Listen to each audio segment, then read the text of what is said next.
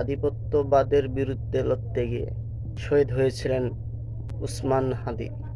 তার চিন্তাভাবনা শুধু ভারতীয় আধিপত্য নয়, ভারতের শাসন কায়েম বাংলাদেশে যেটা হয়েছিল, ভারতে বসে বাংলাদেশের শাসন করত ভারত, সেটার বিরুদ্ধে লড়তে গিয়ে তাজা রক্ত মাঠে বাংলাদেশের প্রত্যেকটা ইঞ্চিতে ছড়িয়ে আছে শহীদ উসমান হাদির রক্ত, তার শহীদি তামান্না।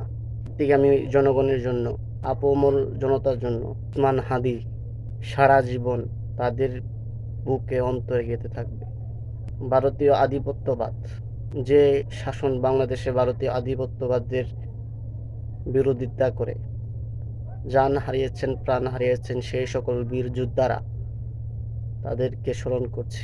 আজ 1 মাসেরও অধিক হওয়ার পরেও শরীফ ওসমান হাদির বিচার এখনো হয় নাই বাংলাদেশে। কি করছে আইন মন্ত্রণালয়, কি করছে সরকার? হাদির জন্য সরকারের ভূমিকাটা কি? এটা কি দামাচাপা হয়ে যাবে? দিনের পর দিন, ঘন্টার পর ঘন্টা খাওয়া নাই দাওয়া নাই শাহবাগে আন্দোলন করছে, প্রত্যেকটা স্কুল কলেজের ছাত্রছাত্রী আন্দোলন করছে, হাদি হত্যার বিচার চাই। সে হাদি হত্যার বিচার বাংলাদেশে হতেই হবে, না হলে বাংলাদেশ সার্বভৌমত্ব রক্ষায় বাংলাদেশ কোনোদিন উত্তীর্ণ হতে পারবে না।